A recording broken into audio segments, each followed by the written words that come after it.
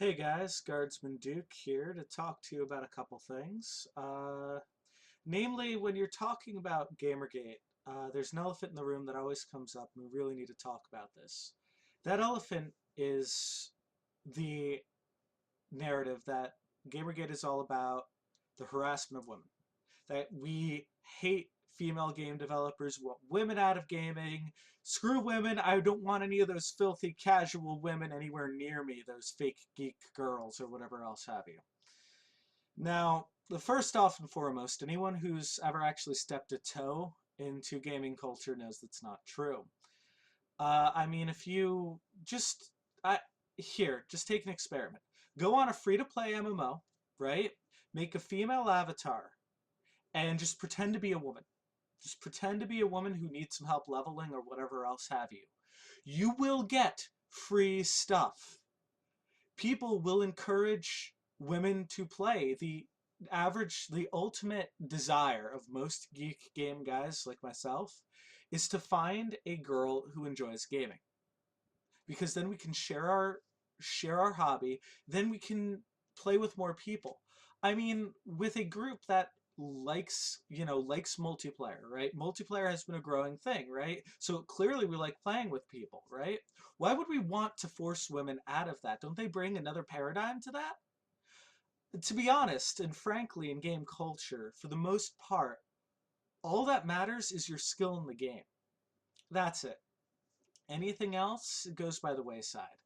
So sometimes people will be somewhat hostile in certain games to people who are openly females. And that's only because they're trying to draw attention to themselves as females instead of just actually playing the game. And I guess it goes deeper into saying that, your identity shouldn't matter nearly as much. We're all the same. We're all just playing a game. And I almost want to say an equality to that. You're all the same. I'm not going to judge you based on anything but your skill to play the game. And I mean, that's really it. I mean, there are assholes. There are always assholes in everything.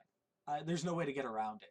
Making assholes illegal is impossible because everyone's going to be the asshole. And the fact that we're free to make assholes is what actually makes nice people stand out.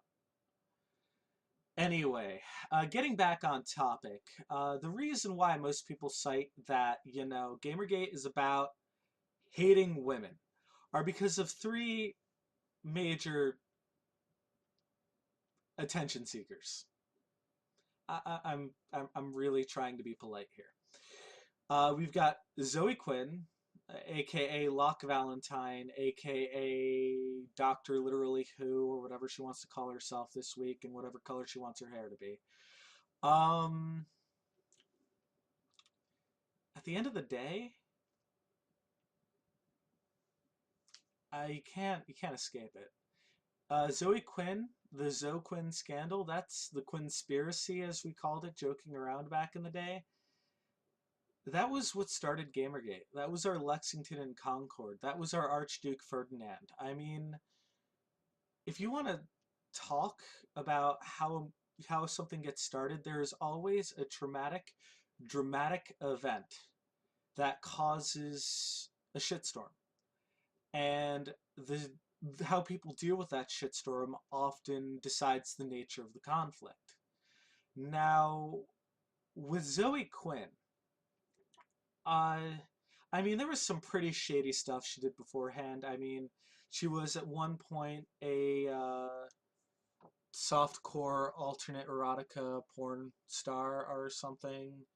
There was the whole dust up she had with Wizard Chan, which was kind of weird. Um, then her game jam, which I think like I'm pretty sure it's a scam, and I'm not sure why she hasn't been arrested for that. Then there was the whole issue with the Fine Young Capitalists and whatever else have you. The Fine Young Capitalists happened actually before the Zoe post. Um, but we'll get into that later. We weren't involved in that. We didn't really care. We just wanted to play video. Um, the Zoe post hit. And I mean, listen, all right? I don't care who you sleep with. I don't care about any of your personal failures. But when your improprieties start affecting more than just yourself, it's a bit of a problem. I think the most damning accusation and the one that really stuck was her alleged affair with Nathan Grayson. Now, I mean, listen, if you're in a position to be writing about someone and your audience expects you to be objective, I mean, if you're working for what is, at least at the time, believed to be, and I'm using this term broadly for Kotaku, a respectable establishment for writing about games, uh, like Kotaku or Rock Paper Shotgun or whatever else have you, you shouldn't be writing about people who you have more than a business relationship with. And I think having gotten an unexplained special thanks in her game to be somewhat damning. Now, listen, I don't care who you sleep with. Most people don't care who you sleep with. And all this calling of slut shaming, I mean, I hate saying that word. Uh, I mean, we're not, at least I'll speak for myself because I can't speak for all of the nebulousness that is Gamergate. I don't care. I don't care who you sleep with. I don't care about your personal failures. Just keep it out of something that affects me. All right? It's up to you to deal with the consequences of being a shitty person. All right? But just I mean, listen. There's a difference. There is a difference between criticizing someone for being an out and out shitty person and hating on women in general. All right? And if I call you a shitty person or a shitty woman, don't say I'm saying something about women as a whole. I'm saying it about you. Because women can be shitty people too, just like men. That's equality. All right?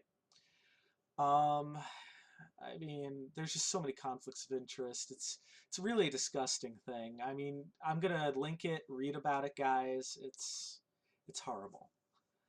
Now, Zoe alone, I guess, is dealable with kind of. She's been known to cry harassment for people just disagreeing with her. So has actually the next person. The second person that is well known for being a Gamergate harassment target and how I survived Gamergate or whatever the fuck they're saying. Anita Sarkeesian, who I'm pretty sure that's a made up name because I think Sarkeesian is another word for sarcasm in another language, but I'm not entirely sure. And honestly, I'm too much of a lazy gamer to actually check it. Um, I barely knew who she was beforehand. I honestly thought that she was really bad at reviewing games. And I mean, I guess I can see the merits in bringing forth the question about women in video games. But I don't see how she's really pertinent. I mean, I have my own issues with how she actually is disempowering women, and I'll get into that in another video. But ultimately, I mean, she opens her mouth and she inserts her foot about video games. Anyone who knows anything about video games, I mean, I don't think she could actually name Samus, the protagonist of the Metroid games. A strong, independent, powerful female character who has only been pictured in what could be considered workout clothes and I guess a bodysuit, I guess you could call it. I'm not even sure what to call it. I think the worst she had was a form-fitting bodysuit that didn't actually show anything. Um, that was about it. And I mean, she's a woman with thighs large enough to crush my skull. So again, women do have empowering figures. Um, Either way, just nobody really cares, as far as I can tell, about Sarkeesian. And she keeps injecting herself into the narrative, and I just want to say right here, I, as a member of Gamergate, and I hope other members of Gamergate stand up to be counted on this, don't care about Sarkeesian. I don't. She can do what she wants. Just leave me out of it. Uh, and then I guess the last member of the parade, and probably the least relevant and least important. I'm sure you've all heard of her. I guess you know Brianna Wu. Um, there are accusations, I don't know if they've been confirmed or not, that she's a transsexual, which I really don't give a shit about. If you prefer to be called a girl, I'll call you a girl. If you prefer to be called a guy, I'll call you a guy. If you want to be called an it, I guess I could call you that too. If you start calling yourself a may-self or mayonnaise, I may have an issue. But for the most part, I don't care about your personal stuff. As I said before, I guess as part of the gaming culture is we don't care about who you are, we care about what you bring to the table. And your gaming making skills. Now, I hadn't even heard of her until she randomly appeared one day in a Gamergate thread, or her information unsolicitedly appeared in the middle of a Gamergate thread that was about something entirely different on the, I believe it was actually at the time, the GG board before the whole debacle movements and just the 8chan drama's kind of funny. Anyway, it just, I didn't care. I didn't know who she was. I didn't know why I should care. As far as I know, somebody swooped in randomly one day, dropped her information, and 2 minutes later she was tweeting about how she was the big target of Gamergate, and then started appearing on all kinds of TV shows talking about how we were attacking her. We're just kind of sitting there going, what the hell? It's just, listen, all right? And I guess this can all be wrapped up into one thing. All three of these situations can just be wrapped up into one thing. When you accuse someone of something, and when that thing is considered illegal, or actually, this should be a rule in society in general. If you're going to accuse someone of something, bring proof. Because people will be skeptical. It's not victim blaming to be skeptical, okay? If you tell me a thing, okay, that sounds like a bad thing, but I'd like, some proof of it before I go off with my pitchforks burning witches. I want to be sure that I'm going to be condemning something for something they actually did. And I mean, our trial system, our justice system, is based on the idea of innocent until proven guilty. And we didn't do it just because it should be in the justice system. We did it because that is a good way of treating people. You don't assume guilt until you've seen proof of it. That prevents people from being wrongly accused and ruined. And I don't get why this is a bad topic or a bad stance to have when it comes to society. I mean, character assassination is a horrible, horrible thing.